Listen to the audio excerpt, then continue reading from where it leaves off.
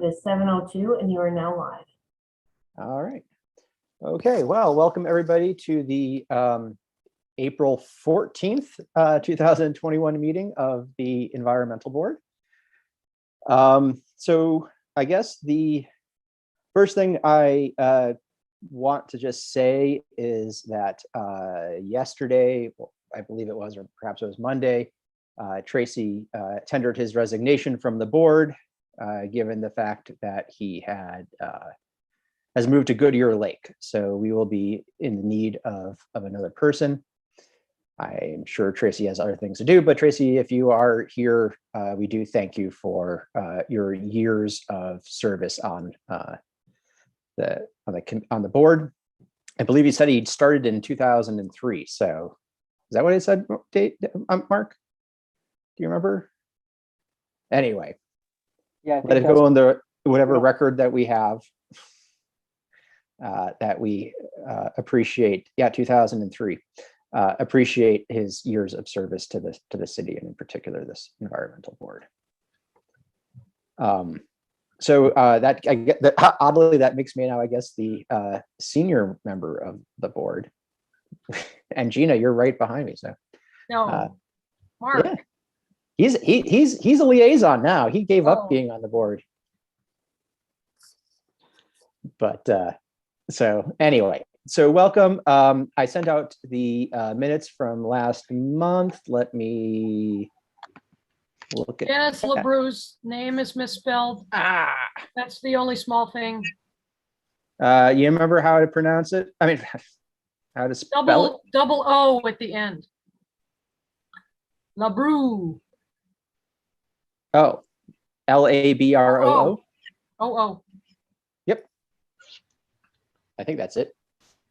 And I think I had commissioner misspelled as well, but what are you going to do? Okay, so you also had my name spelled wrong. wait, what? Where? Who said that? That's Mark Davies, Common Council Communication. Davis. It's pretty common. I'll answer to either one.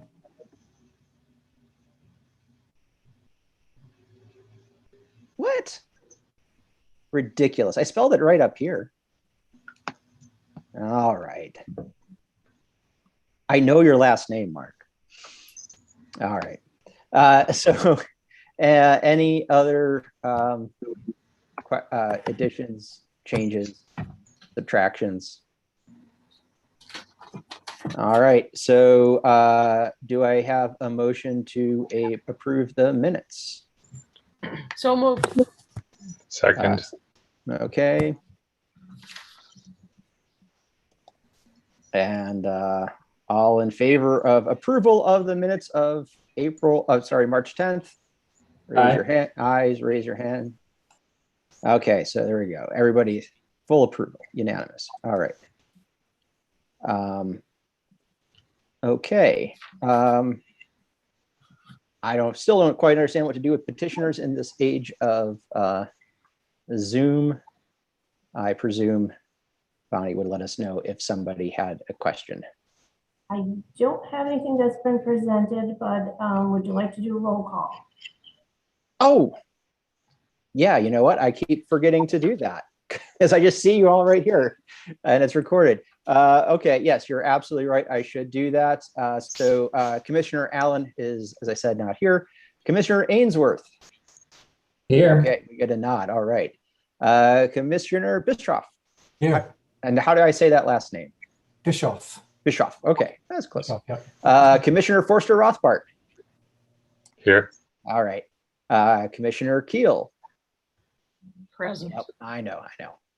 And Commissioner Paluk. How do I say your last name? Palak. Okay. Excellent. And Council Member Mark Davies is here as well, front and center. So no petitioners. Correspondence, I have, Mike, were you the one that brought that to our attention? My attention?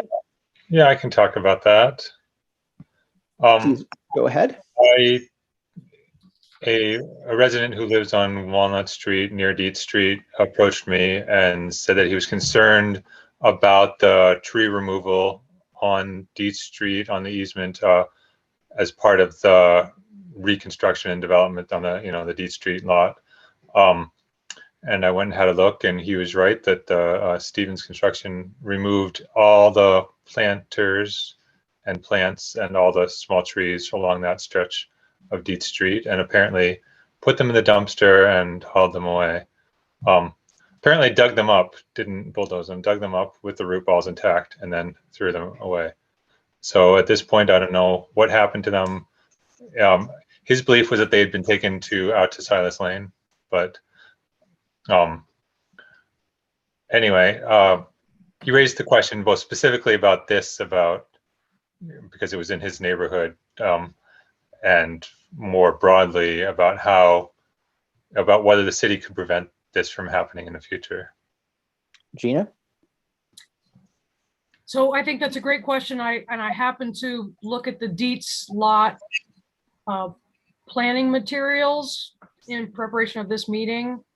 And there's required and submitted plantings, so trees and stuff, shrubs, plan that's required. And so some of that is covered, and what they submitted and are authorized to do is in there.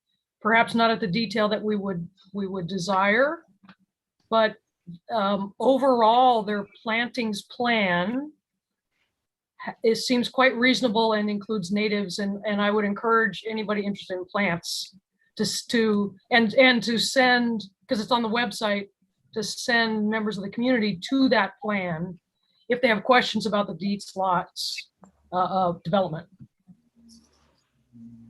Okay, yeah, that's Good good to know. good to know that that's in there. I think one of the things from the email that I got and from Mike that I think David Ainsworth was on as well, was that it was understandable that things were going to get pulled up. It's nice to know that things will get put back in, but it's a shame that you have these viable shrubs and trees that could have been at least put out on the side for people to pick up or something like that.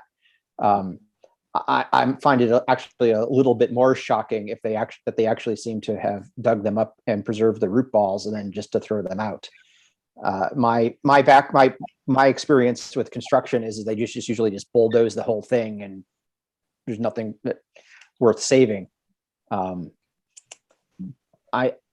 at this point, I think can't do much. I think that maybe this is something that we can have the city look into in the future. Certainly for any work that the city itself does, I would like to encourage the city, if they have to pull out trees from city property, to save them and maybe make them available for a week at a park or something like that for people to pick up. But I'm not sure what else we can do. It does seem to me that, there are two questions. Like, I wouldn't want to make any requirement that trees be saved, because I'm sure there are conditions where trees, whether because of the tree's health or size or whatever, it's not practical. But it seems like the city should at least assess, any plantings that are dug up, and reuse when practical, and make available to the public when not practical. But there's also the question of, a broader question about any street trees. I guess, am I correct that any street trees are technically property of the city? Yes. Yep, that is correct. We spent a lot of time on that last year.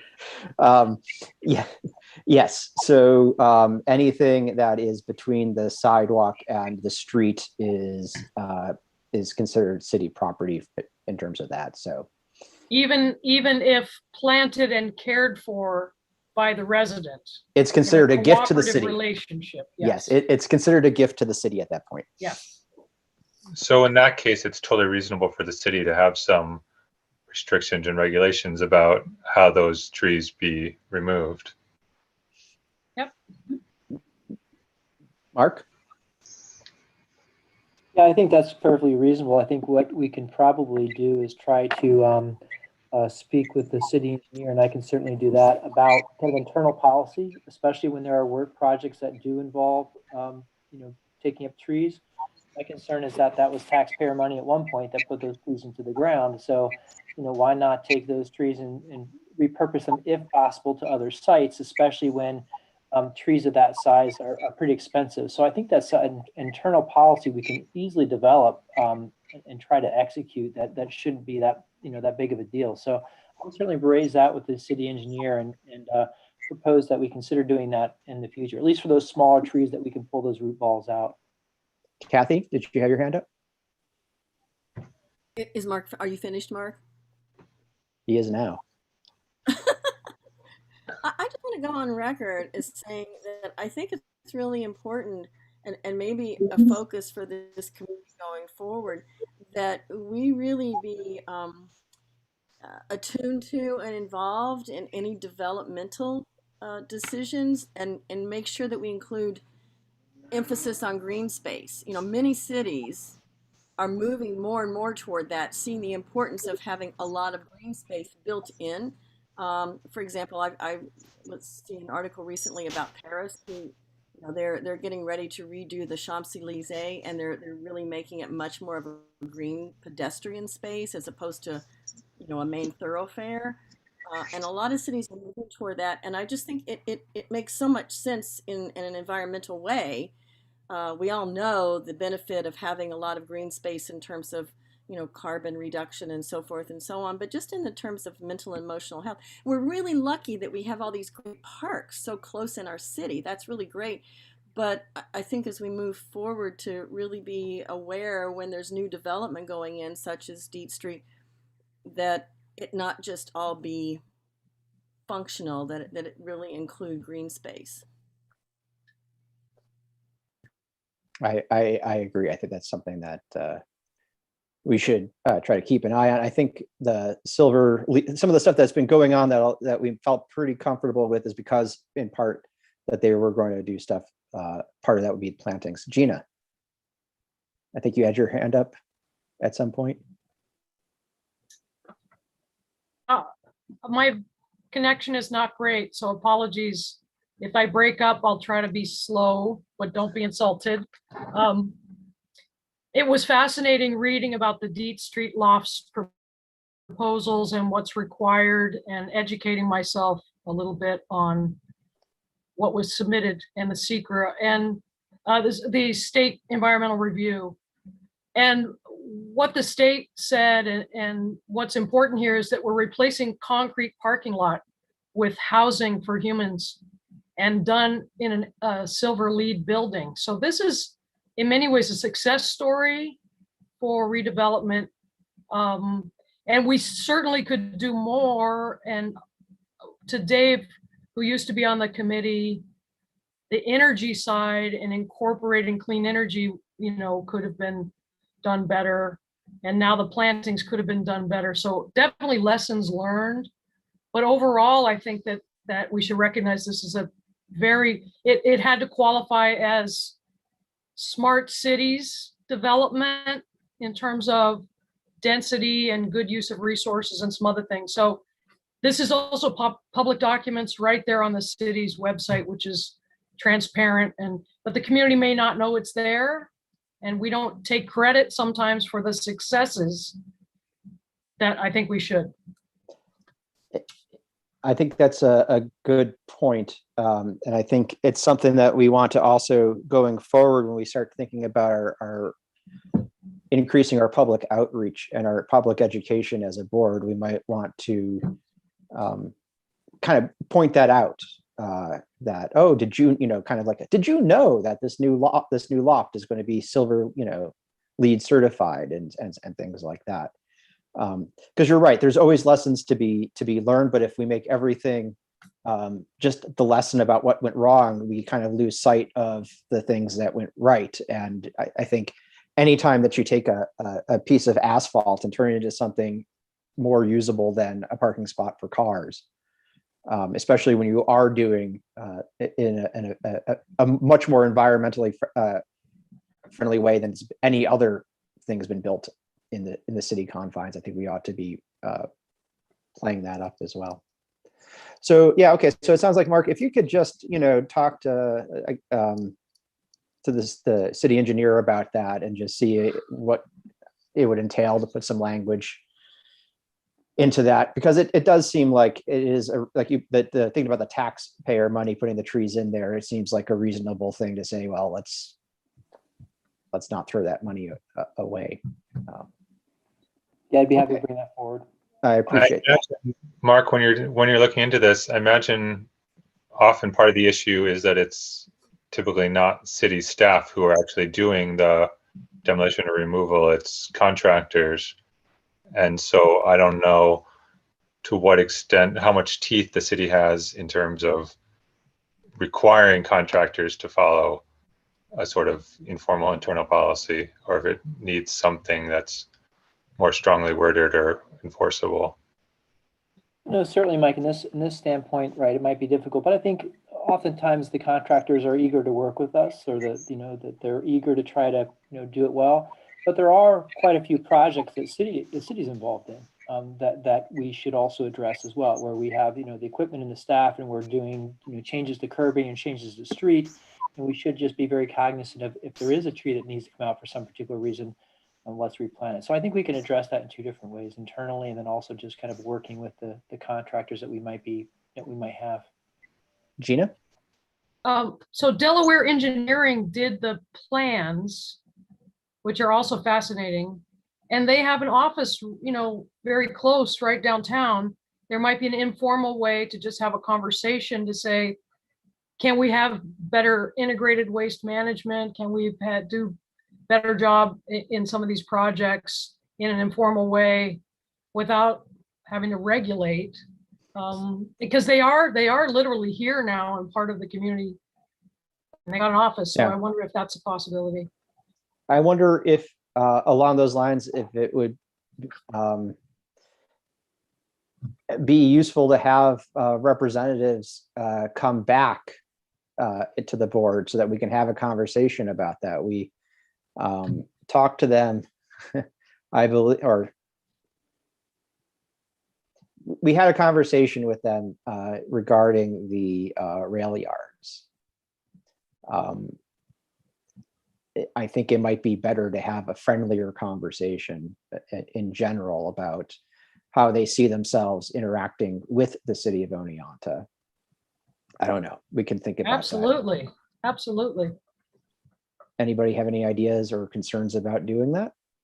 I mean, they do seem to be the kind of the main engineers in the area, so. Silence, crickets. I don't have the history that Mark has on this one. Most of us, I don't think, do. But why not have a fresh start if there's a bad relationship too? So I don't think it was a bad relationship. I just think it was in the midst of a very tough time.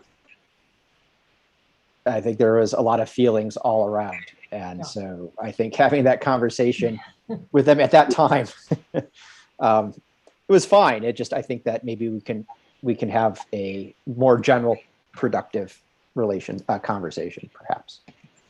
I'll let you guys think about that. We don't have to make that decision now, obviously. But maybe that's something that we do when we come back in person one of these days. That might be an easier time to do it. Yeah. Anybody have any other correspondence? Okay.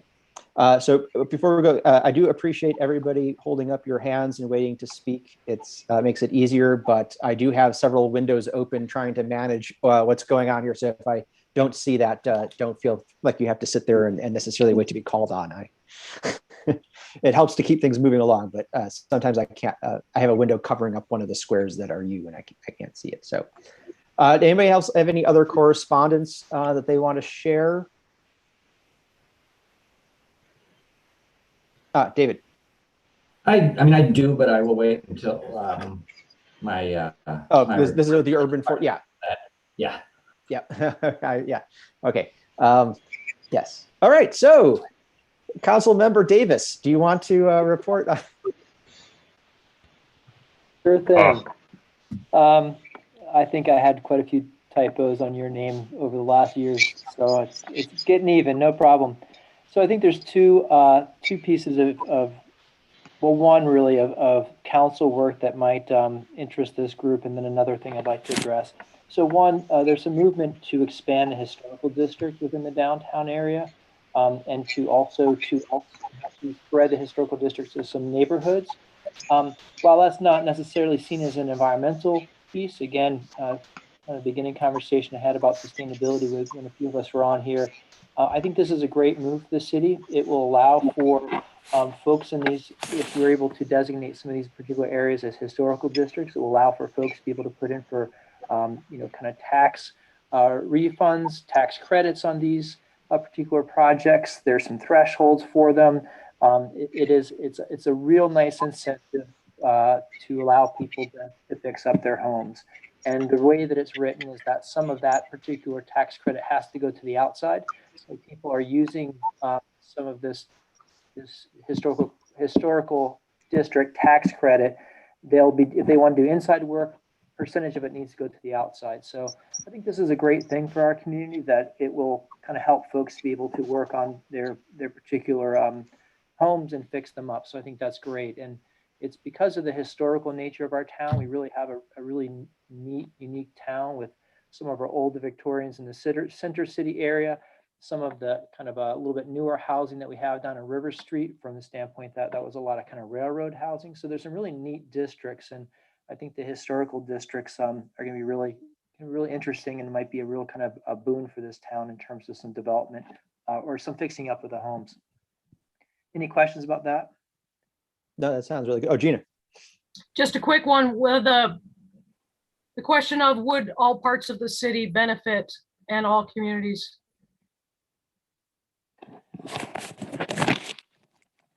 I mean, not just my neighborhood, but River Street. Yeah. That is the goal, is to try to get some of the different areas as much as possible kind of covered in some of these particular historical districts, so that it does have benefits. It's not just targeting, like right now, I think the Walnut Street area has a historical district kind of label, but it's expanding those so that there's other people that can benefit from it. So that's definitely the goal here as well.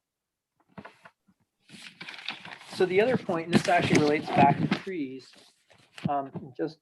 this came up here locally because I was contacted by a constituent about some concerns. So I'll address it with you all and then talk about the opportunity.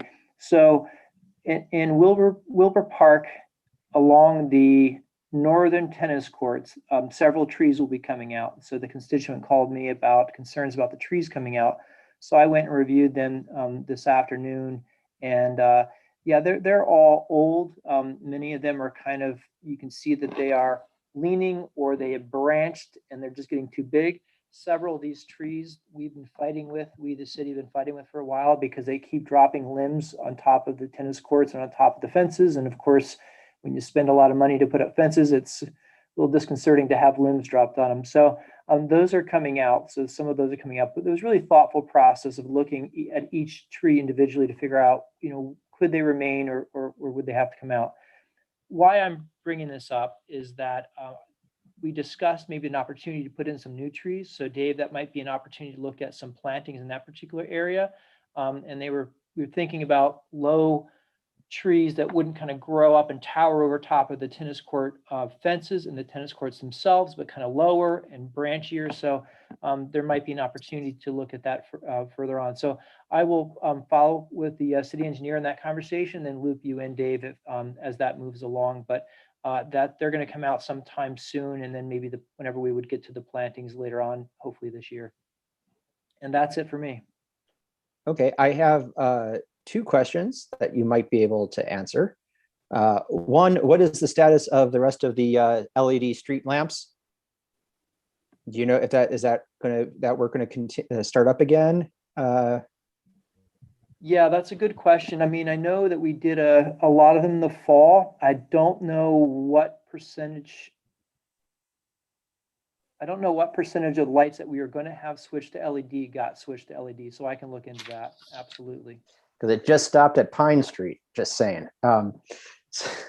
Yeah, Yeah, I don't think that they've hit everything, but I will double back to that. Yeah, I was just curious because they had gone down to a lot of that area, but then some of the smaller side streets haven't gotten that. I was just curious about that. The other thing that I had a question about from somebody is, do you have any idea what they're going to do with that poor little charging station in the Dietz lot that has now been fenced off? Oh, Gina, do you know? Well, it's in the plans that the lofts will have a EV charging station. Right. Okay. That's what I had remembered. Because I think that's the only charging station in the city of Oneonta.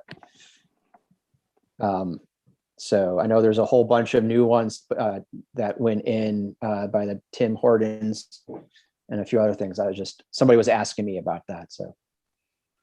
Yeah, and Gina's The probably campuses also have Oh, right. stations. Yeah. David? Yeah, just to follow up on the tax credits for the historical districts. Mark, what is the timeline on some of those decisions for, houses applying and whatnot? So we put in an application. Well, I think it's actually went in 2 days ago. So I'm not sure about the timeline that we will get information back on that, but hopefully we'll hear about that soon. And then I don't know really, Dave, how long that would take to kind of have it up and established, but I mean, there's a great deal of interest at the city level. And this was also kind of brought by local nonprofit organizations and just kind of local folks working on this. So there's a great deal of interest in moving this forward as quickly as possible so that it benefits the citizens of this community so that they can begin to take advantage of these tax credits and do the work on their homes. Because I'm just, as you were saying that, I was thinking with our planning for the planting of new trees, I'm wondering to what degree we could dovetail some of these efforts to renovate historical homes with making sure they have trees in their front yards along the streets, and just to integrate some of those efforts in a useful way. But just thinking out loud. I can certainly look into it. I like the idea of that, that maybe there's an opportunity to be able to do that as well. So I can certainly look into it.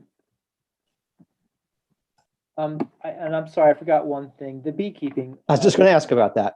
Yep. So that was discussed in legislative committee, I think for the third time this past week. And as I understand it, they are just kind of there's a couple tweaks to the ordinance language, and then they will be laying it on the desk. So this is how we officially have to do something like this. It has to be laid on the desk of council. I don't know that it will be laid on the desk in time for this. No, actually, it won't be laid on the desk for this next upcoming meeting next Tuesday. It will probably be the following meeting is when it'll be laid on, before that'll be laid on the desk, which means that basically the ordinance will then have a public, it will be voted on by the council, and then the next meeting will have a public hearing, and then the mayor will vote it into law. So I think there was some interest in having quite a bit of discussion on that. The council members on the committee, the legislative committee, have not heard anything one way or another from constituents, whether people are for it or against it. And we're hoping that there might be an opportunity to have some discussion about that, to hear from constituents. So if anybody's watching tonight, they might want to contact their council members and weigh in on that proposed ordinance for beekeeping. I do think that the ordinance will be hopefully sent around soon so people can review that, or posted on the website so people can review that. I'm not sure where we are in that process. It isn't much different than what this board reviewed. There's been a couple tweaks and a couple changes, but overall, I think it has addressed some of the concerns that were raised initially. So we'll see what happens, but I think that council is certainly hoping to have some robust discussion prior to considering this and voting for this. Is it just me, or did we lose Mark? No, Mark. He Sue? moved. He moved. Kathy went off video. It looks like, and I shifted him around. Now Mike's on. I'm sorry, my connection was, and I got off. Oh no, that's fine. It just shifted everything around, and I think it confused some of us. That's all. You're fine. No worries. Okay, excellent. Okay, beekeeping, gotta get that in there.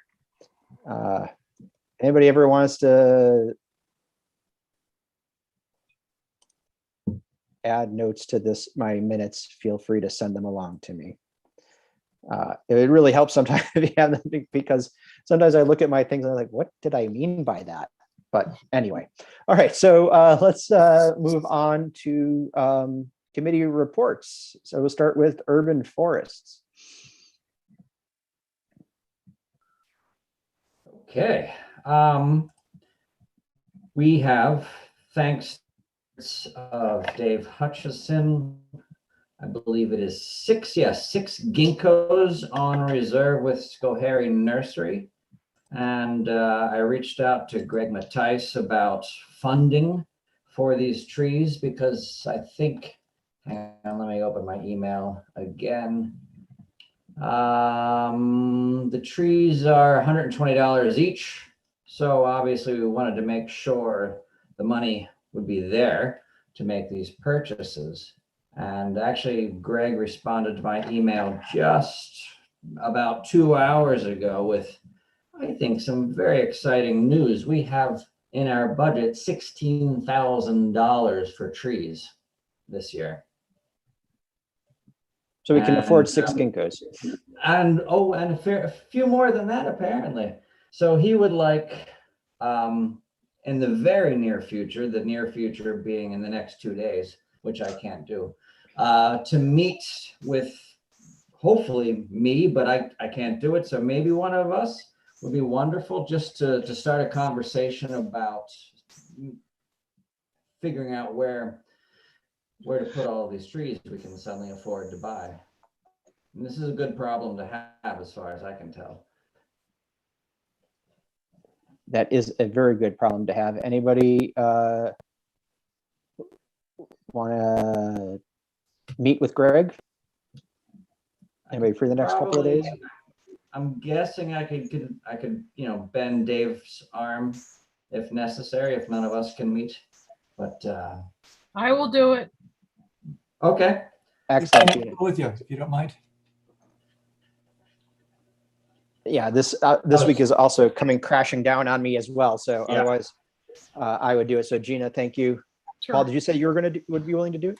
I could do it on Friday if Gina has any time on Friday to meet with Mr. Matisse. Well, Paul, if you can do it, I'll pass, or we can both do it. But yeah, one of us should do it. I'd like to do All something productive, so I can meet with him on Friday. I wouldn't mind doing something productive and helpful. All right. Excellent. We appreciate that. So David, you want to just set that up then? You work that out amongst you guys? Yeah, I can forward. If you have my Yeah, email, Paul, I'll just forward the email from Greg Mattice to I you. can hook up with him and see if there's a time He'll on reach Friday out. when we can get together and talk about where to put these trees. Yeah, Fantastic. I appreciate that. Mark. thanks, Paul. Yes, thank you, Paul, very much. Happy to help. Dave, did Dave Hutchison also give you a list? I think he had one of his last things was he had a kind of an itemized list about where some of the good spots potentially that were still left. Did he ever give that to you? I did not see a list of places I had a list of trees that were in the inventory, but not potential locations that I've received. I seem to recall that he had it listed, but maybe it was just more listed here. But I think you might want to see, because he was always really cognizant of what were some open spots and some open roads and some places where you could put it. So I know he had a pretty good working list. So that might be a good, just to double back to him and have that conversation. Sure. Yeah, I mean, there were a couple files he tried to share with me, but they were corrupted for some reason. I was unable to open them. So it could have been one of those. I don't know. But Yeah, I think all I've got is what has already gone in, I think. yeah, I have But- that. Well, Something no sort city tree planting as of December 2013. I don't know when these things were updated. Can I make a quick plug for the ginkgos in the park?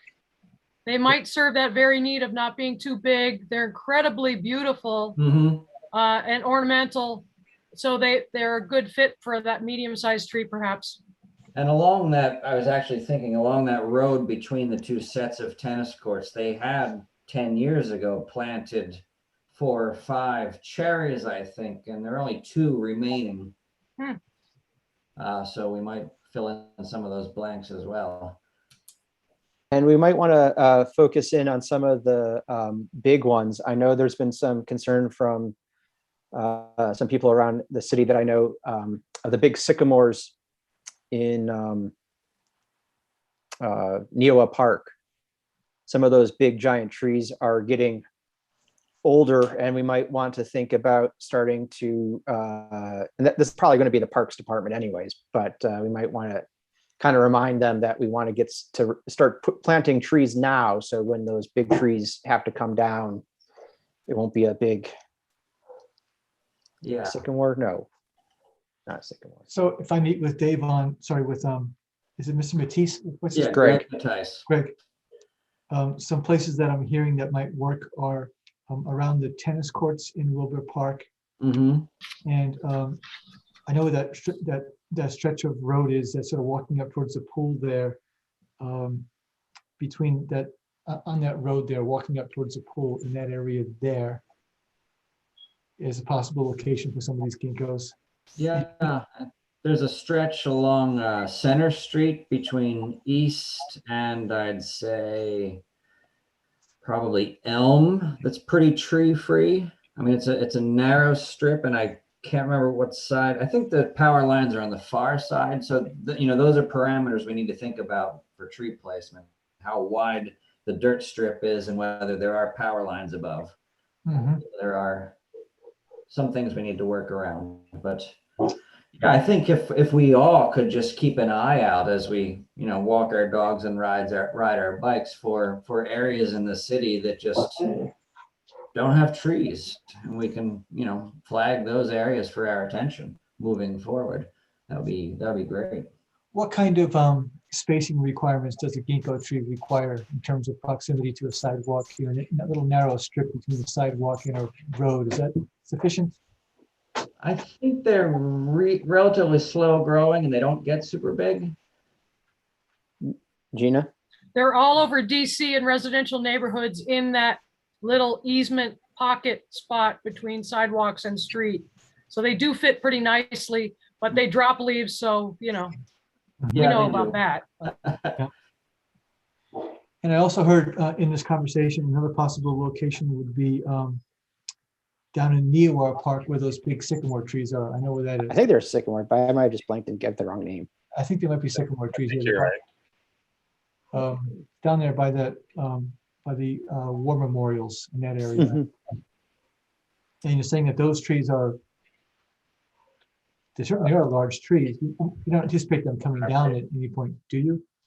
Or do we? Oh, I don't think they're going to come down at any point. The concern was from a biologist over at Hartwick who was just saying, hey, our parks have some lovely giant trees that, are going to stick around for a while, but not forever. And this might be the time to start thinking about starting up some new ones. Maybe. Just Gina? Sorry to continue to. Two things too. We've talked several times about let's make sure we spread the wealth, and the west end is concrete jungle on Chestnut Street. Let's get some trees there. And we have a Parks and Rec committee that we should perhaps liaison with on this question on trees in the parks. Absolutely. I was just going to ask that, where does our authority? We have no authority. As far as, I mean, okay, where does authority is the wrong word. As far as street trees and streets in parks. My feeling is that we are an advisory board to the city of Oneonta. So anything within the confines of the city of Oneonta, we can advise. Now, other people will have more direct things like, the parks and space and stuff like that.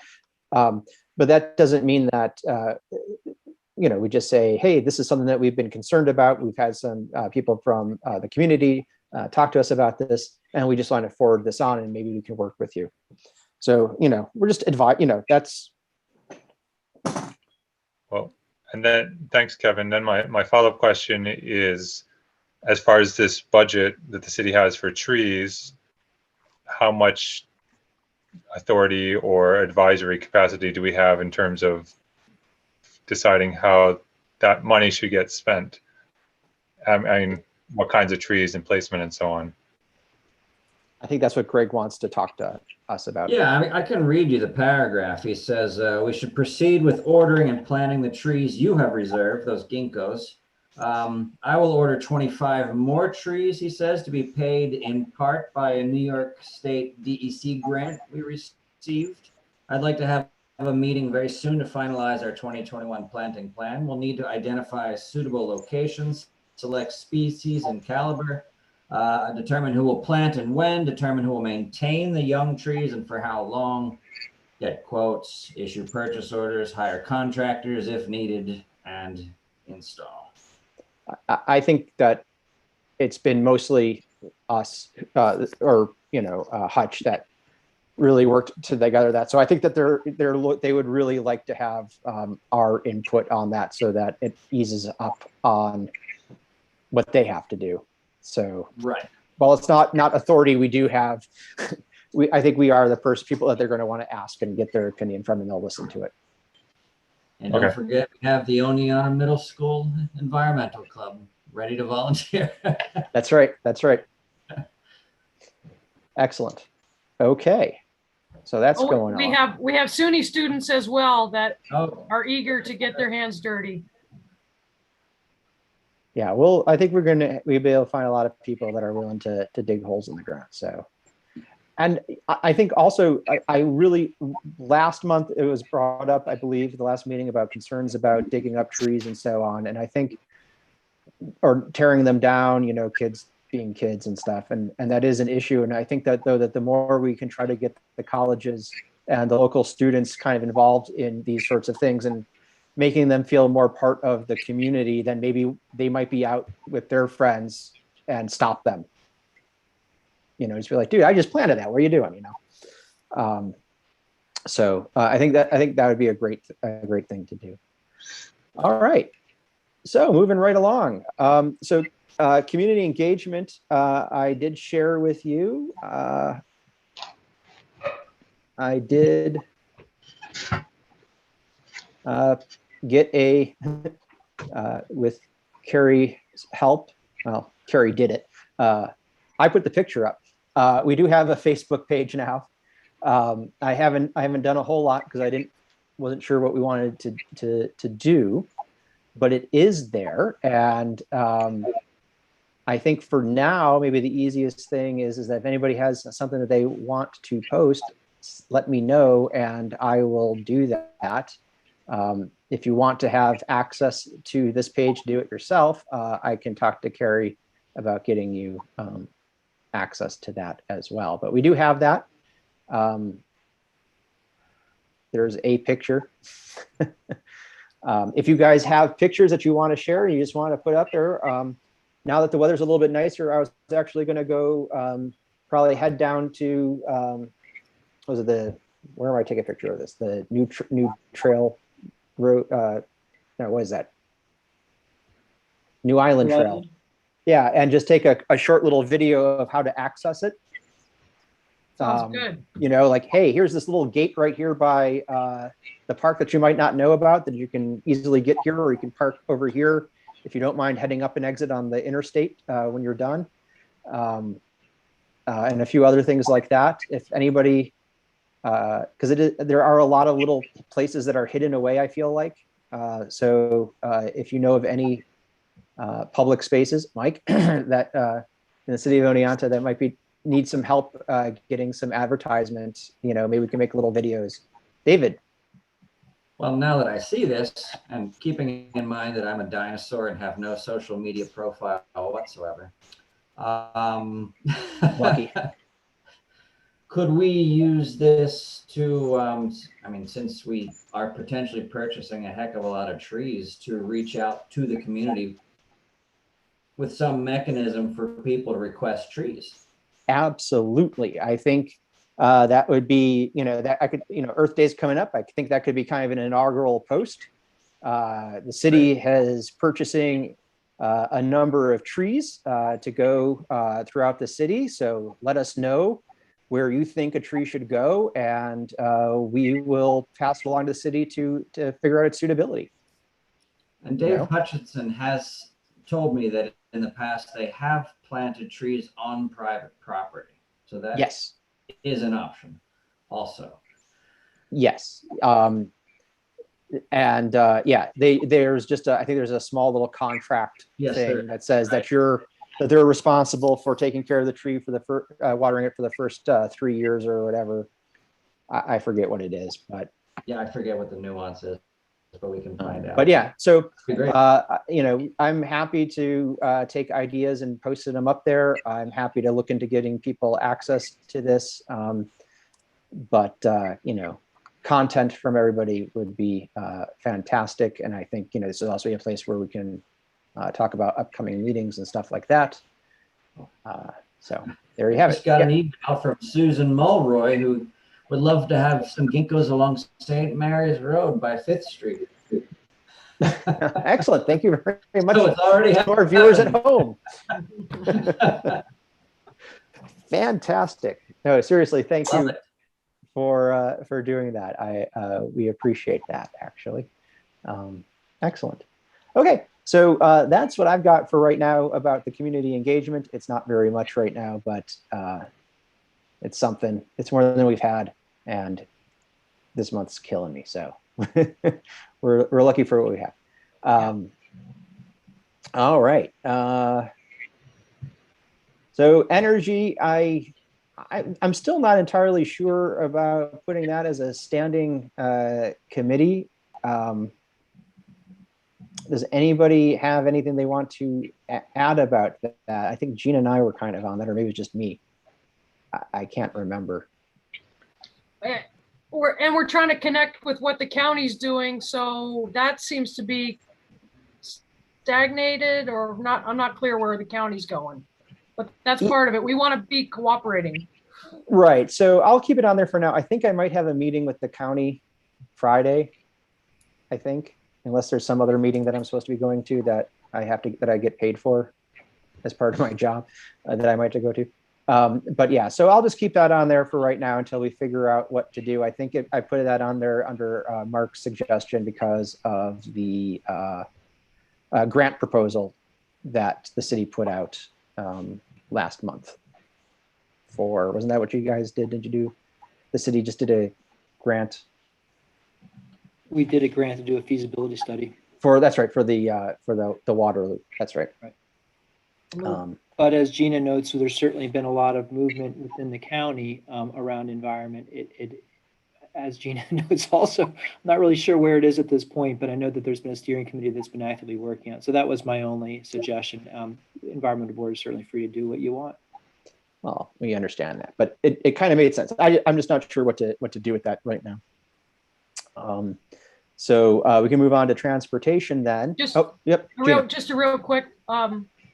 I'm going to a program tomorrow where SUNY is talking about their new energy announcement for buying clean energy. So I could say a few things at the next meeting about what we find out. That'd be fantastic. I still got to find out what Hartwick's doing about their solar farm. I think Hartwick has to figure out what they're doing with their solar farm. I don't know if you guys know, there's going to be a solar farm up on Strawberry Fields is the idea, or not Strawberry Fields, Yeah, Strawberry Fields, I guess. That's great. Yeah. By the practice football field. There's supposed to be a solar farm going up there.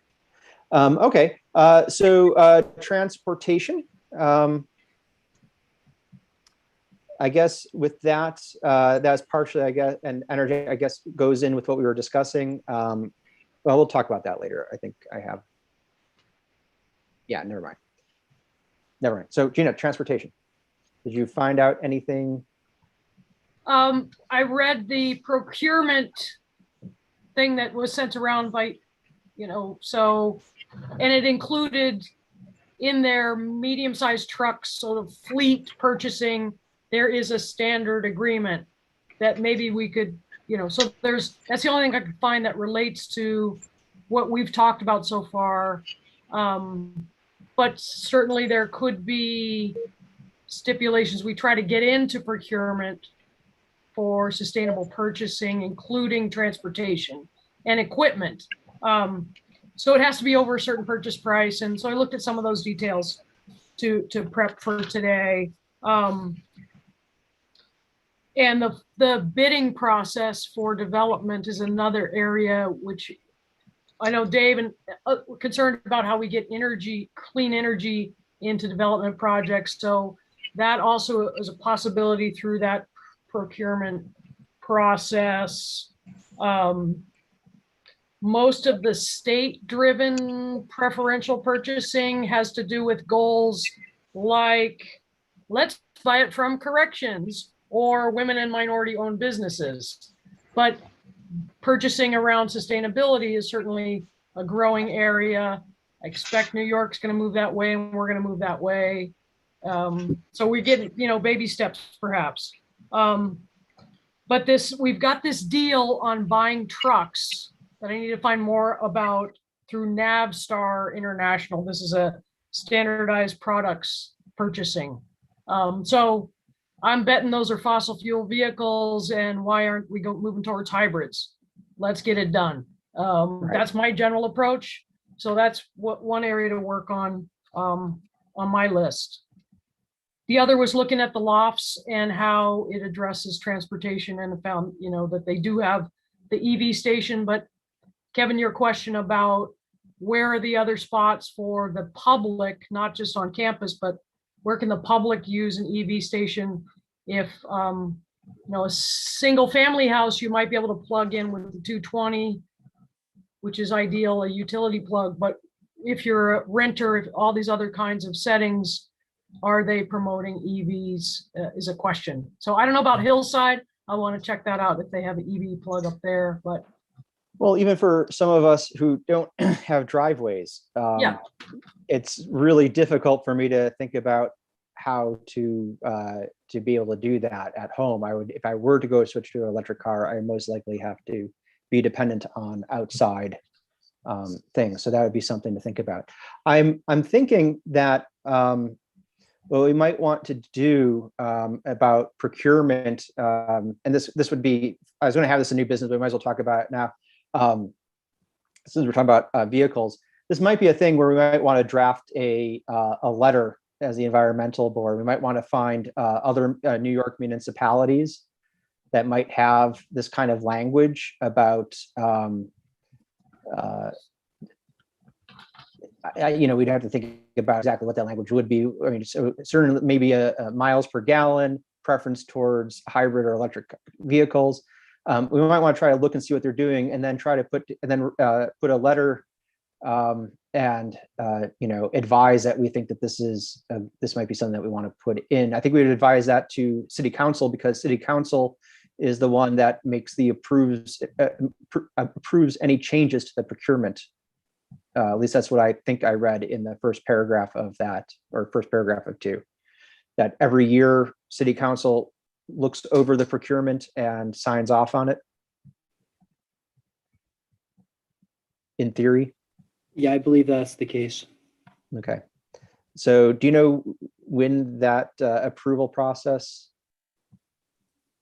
I do not. I should probably figure that one out. Well, it could also be that it hasn't gone before City Council in a number of years. It might be one of those pro forma things, like, that just sort of happens. But that might be what we might want to do. We might want to suggest some language, as we've done, and write for like the B ordinance and send that off to City Council for thinking about putting it into the procurement. But we might want to find language that other people have used.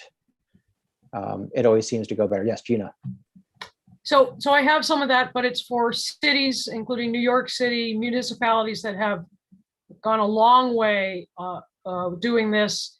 What I need to find out more about, and is mentioned in the Oneonta documents, is New York State Smart Growth Public Infrastructure Policy Act. So there are some state drivers here that we need to know more about as we develop what we do locally. And I don't see this as a we're going to get this to council soon. I need to spend some time because procurement's pretty complicated, and take it a chunk at a time.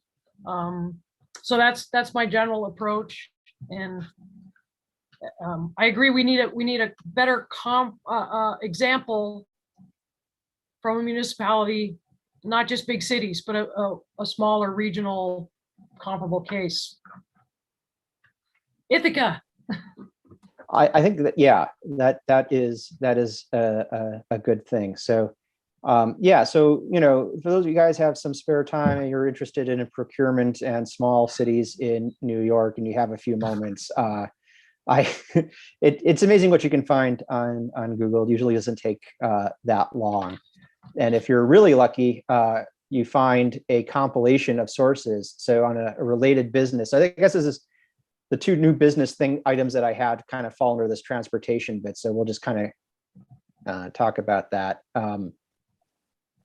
I did find a website from the EPA. It's a document. I can't easily share it, but I will email it to all of you. It is titled Compilation of State, County, and Local Anti-Idling Regulations. Of course, it's, now that I look at it, it's dated 2006, but it's by state and by municipality. So there's some at least language that we can borrow if we wanted to put something forward on that, because I think we heard back from, was it Stephen Yearley maybe, that said that we doesn't seem like we have any anti-idling laws on the books at all. So that might be something else that we can put together and make a recommendation to City Council to take care of that. I think that's what it said, Mark. Gina and Mark, you were both on that email. Was it Greg Matisse or was that Matisse, or was that Stephen Yearley? I can't. Not that it really matters. Yearly. I think. Yeah. So I think that there's a lot. So that is another easy thing for us to get at. I mean, that would make a big difference, especially in some of the areas, just with noise at the very least.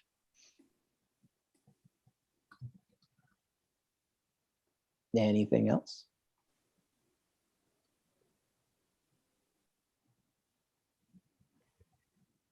All right. Moving right along. Oh, Gina, what? Sorry, if you challenge me, I'll always have something else. At some Me point, too. I just have to have decorum as the chair of this thing.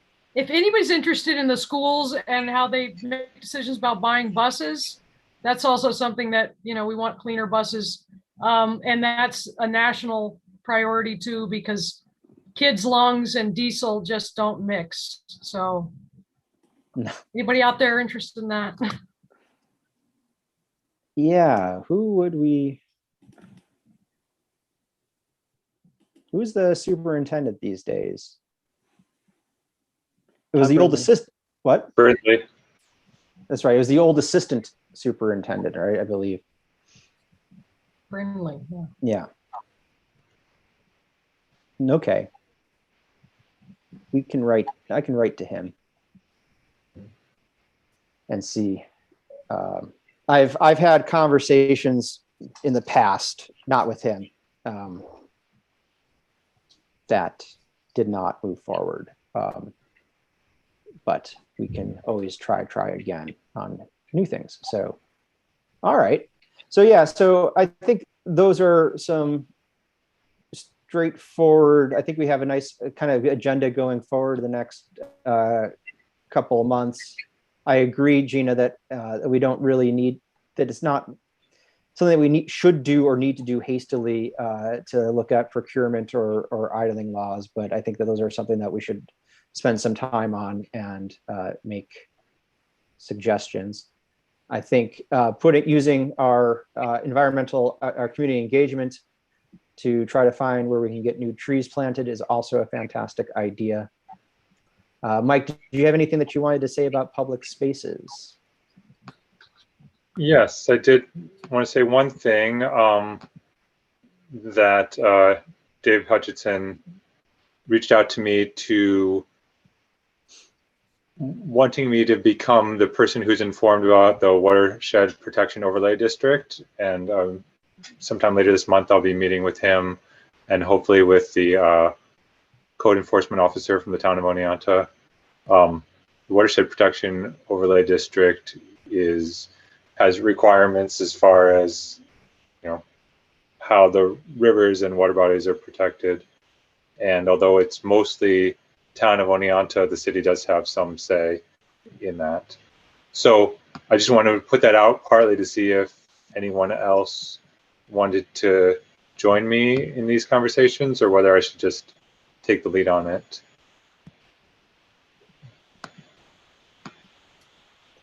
You're I see free to you take all the lead jumping on out of your seats. So I'm happy to take that on and become the person who knows something. Learn everything I can from Dave Hutchinson and talk with the town of Oneonta and find out. Dave had suggested that it was probably time that since the district was officially created, the city and town have not sat down since then to review how decisions were made and policies, if there was any development within that watershed protection area, which is mostly the area, the wetlands along Oneonta Creek, you know, from between the reservoir and Wilbur Park is what I understand is the main area that's part of that. But there's also areas along the Susquehanna, including some areas in the town of Lawrence. So I'd be willing to help you, Mike, if you just let me know what you need. okay, I think the first thing will be just to meet with Dave Hutchinson and have him orient us about what, you know, let him dump everything he knows into our brains, and so we can be informed moving forward. Yeah, I mean, I just learned what a watershed was like 2 years ago, so I'm not going to get into this. Isn't that the place, that the building out back where you keep your water? That's, you know, I've been using that shed all wrong apparently. Plus, it's my neighbor's shed, so they're really mad. But okay, so that's Oh, Gina. Hey, Mike, if you're interested, the Dietz Lofts plan includes permits they had to get about stormwater, and so there's some discussion in there about that for the project and what they had to do and must do. But it's again an improvement over parking lots. Right. It's hard not to be. Okay. Just Okay. jotting it down.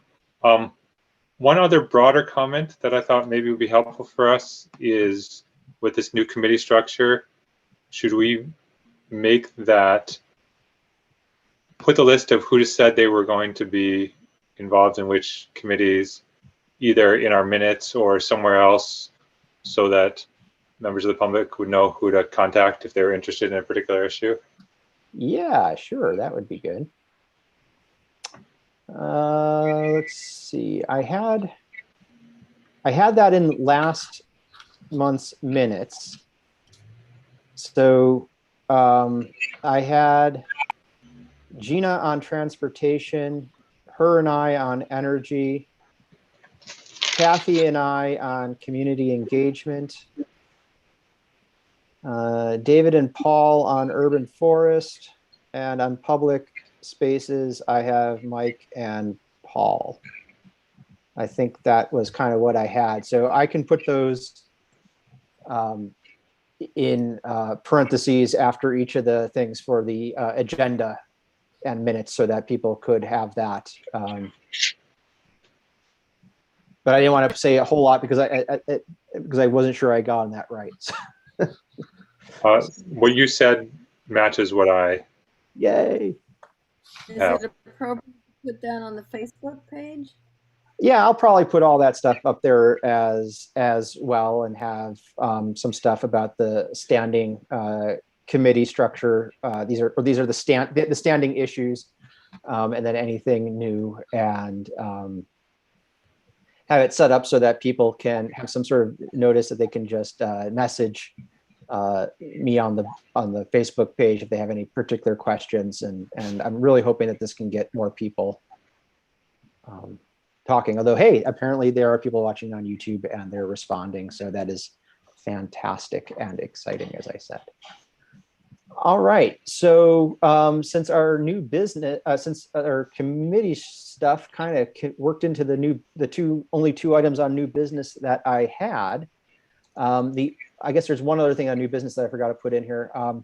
Are we, at this point, there's only 3 of us that are used to having meetings on Tuesday. And even then, I think Gina wasn't really long enough to make the Tuesday night meetings a part of her every monthly sort of thing.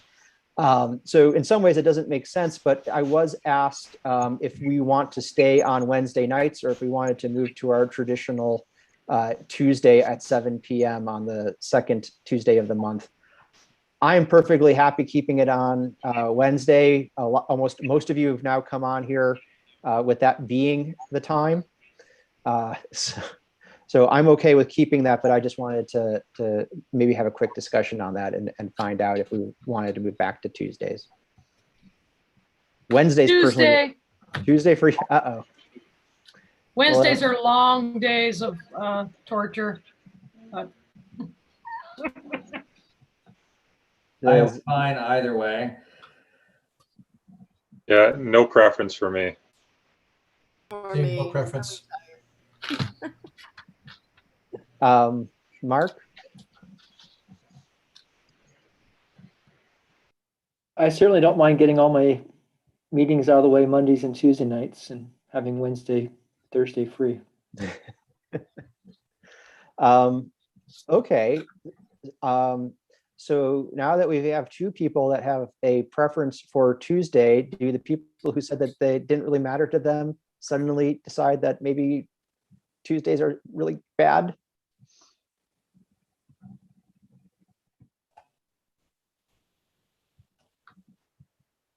What No? about you, Kevin? It's fine. I have a split difference on here. Sometimes there's a Wednesday thing that my wife has to go to. Tuesdays are a little bit hard because my wife works at night, but my kids are older and they can usually take care of themselves. So, you know, the only thing that I have is a guitar lesson at 6:30 that sometimes runs up against that, but I think I could handle it. Oh.